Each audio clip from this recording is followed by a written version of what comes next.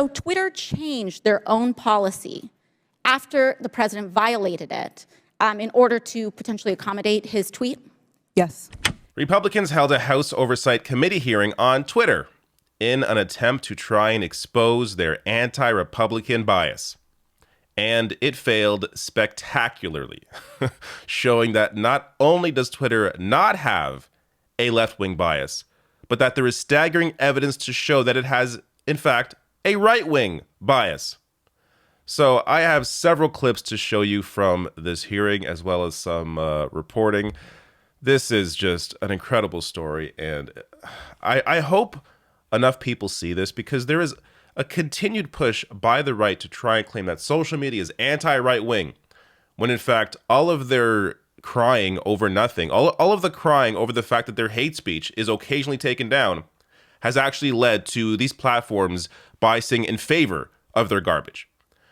So before I even get to the first clip here, which again, these are all, especially there's one hilarious clip from this hearing coming up as well, but there, I'm going to link to all this below the video. So I'm just going to show you a couple of headlines here from two pieces that have already gone into this. This is from The Guardian a year ago. Twitter admits bias in algorithm for right-wing politicians and news outlets. Home feed promotes right-wing tweets over those from the left, internal research finds. So Twitter commissioned a study after all these complaints about the or from the right saying, "Oh, you're so biased against us." They commissioned a study to see if this was true and to take the steps to rectify it. Well, it came out that no, it's not true at all. And in fact, there is a bias in favor of the right. And that data was then shared publicly through a peer-reviewed platform. Twitter's algorithm favors the political right, recent study finds. So this was in the peer-reviewed journal, PNAS. So again, I'll link to all this below the video. You can go through it deeper. To be clear here, there is one country, so that they assessed various countries, including the US, the UK, Canada. One country, Germany, does not have a right-wing bias. And I have to assume, I didn't see all the data around this, but I have to assume some of that has to do with the fact that Germany has very strict anti-hate speech laws because of their history. So I'm sure that, bleeds down into how these various platforms are governed. But let's get to now the first clip. So here is AOC talking with, this is former Twitter official Annika Navaroli. And this is wonderful. Let's talk about something real. I'd like to show you a tweet posted by former President Trump about my colleagues and I on July 14th, 2019. It says in part, quote, "Why don't they go back and help fix the totally broken and crime-infested places from which they came? Then come back and show us how it's done. These places need your help badly. You can't leave fast enough. I'm sure that Nancy Pelosi would be very happy as quickly to work out free travel arrangements."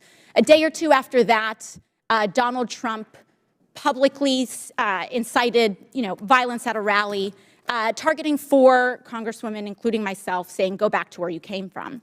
Ms. Navaroli, as I understand it, you were the most senior member of Twitter's content moderation team, or a senior member of Twitter's content moderation team when this was posted. As part of your responsibilities, did you review this tweet?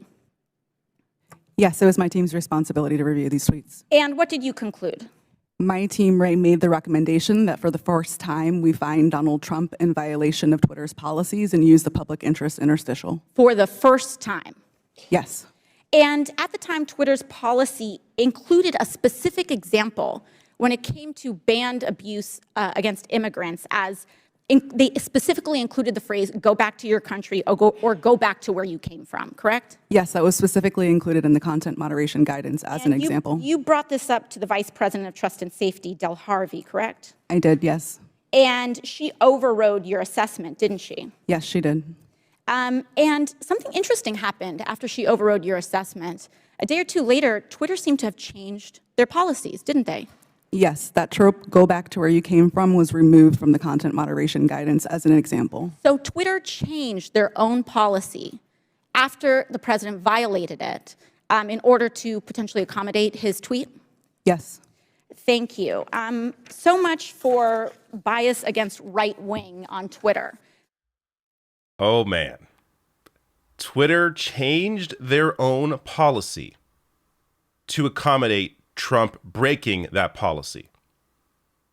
Yet the right wants to claim that Twitter is anti-right wing. There's more coming up. But there's a great piece that was just put out in the Rolling Stone. Twitter kept entire database of Republican requests to censor posts. Elon Musk's quote-unquote Twitter files focus on Democrats, but former administration officials and Twitter employees say Trump's team and other Republicans routinely demanded posts be taken down.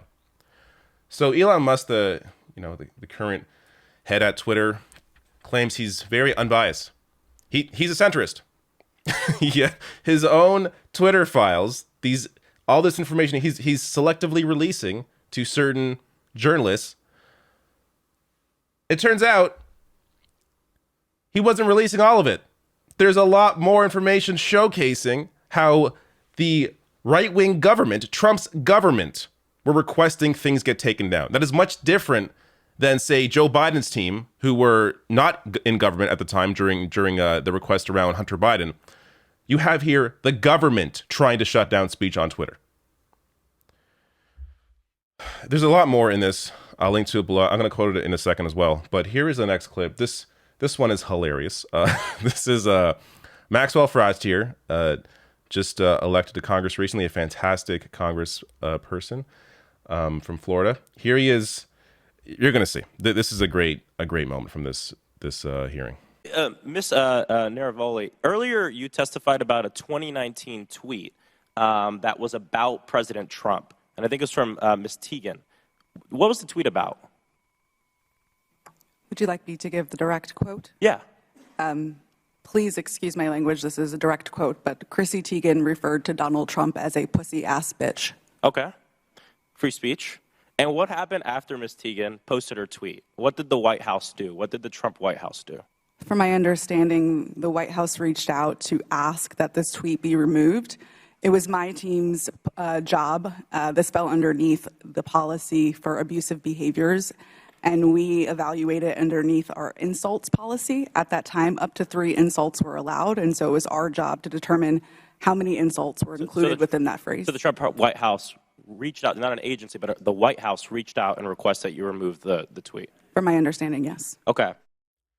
So this was brought up earlier in the hearing, as Maxwell Frost brings up there. But this is the White House requested that a celebrity, Chrissy Teigen, insulting Trump, that insult get taken down. The White House. And again, that is one of many examples of their request to censor posts on Twitter. So former Trump administration officials and Twitter employees tell Rolling Stone that the White House's Teigen tweet demand was hardly an isolated incident. The Trump administration and its allied Republicans in Congress routinely asked Twitter to take down posts they objected to, the exact behavior that they're claiming makes President Biden, the Democrats, and Twitter complicit in an anti-free speech conspiracy to muzzle conservatives online. Quote, "It was strange to me when all of these investigations were announced because it was all about the exact same stuff that we had done when Donald Trump was in office," one former top aide to a senior Trump administration official tells Rolling Stone. Quote unquote, "It was normal." The projection, I mean, this is inherent to the right wing. The projection in all of their criticisms around this is their attempt to try and deflect or take attention away from what they are doing. It's similar to how they attack other people for being, groomers. Meanwhile, the Catholic Church, like, we're talking about institutional issue. I'm trying to dance around the YouTube algorithm now with the language I'm using here, but clearly that's the epicenter of that sort of thing. Not to mention, I mean, there are ongoing attacks on LGBTQ people, and then it comes out later on that, oh, this person that was really obsessed with this issue, turns out they themselves are gay, or they themselves are now trans. So this is an ongoing problem, an ongoing example of how the right tries to deflect from what they are doing. Just another example of that here. But let's go to the next clip. This is exposing libs of TikTok and how Twitter also worked to accommodate their hate speech. Ms. Navaroli, are you familiar with the account Libs of TikTok? I have heard of it from the news, yes. Mr. Roth, are you familiar with this account? Yes, ma'am, I am. Are you aware that from August 11th to August 16th, that account posted false information about Boston Children's Hospital, claiming that they were providing hysterectomies to children? Yes, I am aware of that and other claims from the account. And are you aware that this lie was then circulated by other prominent far-right influencers? Yes. And are you aware that all these claims, which I have reiterated were false, culminated in a real-life harassment and ultimately a bomb threat to the Boston Children's Hospital? Yes, I am aware. And this account is still on that platform today, isn't it? Regrettably, yes, it is. Despite inspiring a bomb threat due to the right-wing incitement of violence against trans Americans in this country, because they cannot let go of this obsession with fixating violence and inciting violence against trans and LGBT people, in addition to immigrants, in addition to women of color. This is a party that cannot pick on anyone their own size. And they are trying to co-opt an entire social media platform and use the power of this committee and of Congress in order to pursue a political agenda. I yield back. Fantastic work here from AOC, and just another example of the clear and obvious right-wing bias that Twitter has. You have an account that leads directly to, and I covered this in a larger video when it happened, this onslaught against the Boston Children's Hospital for doing medical procedures to help individuals that need those medical procedures. And you have libs of TikTok making things up to incite hate towards them. And that leads to a bomb threat. And that account still on Twitter. Yet they try and claim left-wing bias. Just so absolutely ridiculous. Now, on the Hunter Biden stuff, since this was initially triggered by Hunter Biden, it's worth just wrapping up with these quotes here. Quote, "I am aware of no unlawful collusion with or direction from any government agency or political campaign on how Twitter should have handled the Hunter Biden laptop situation," James Baker, Twitter's former deputy counsel, told the committee while under oath. And Matt Taibbi, one of the journalists Musk handpicked last year to comb through Twitter's internal messages for evidence of free speech violations, said himself that, quote, "There is no evidence that I've seen of any government involvement in the laptop story." And this is, again, the guy that Elon Musk handpicked to try and find this evidence. Matt Taibbi, now a right-wing journalist, could not find it. All this stuff is so ridiculous.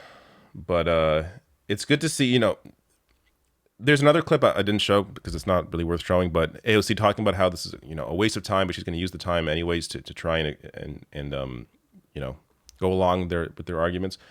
And it's good to see Democrats are, even in this time waste that the right is using with these hearings, that Democrats are exposing just how full of shit these Republicans are.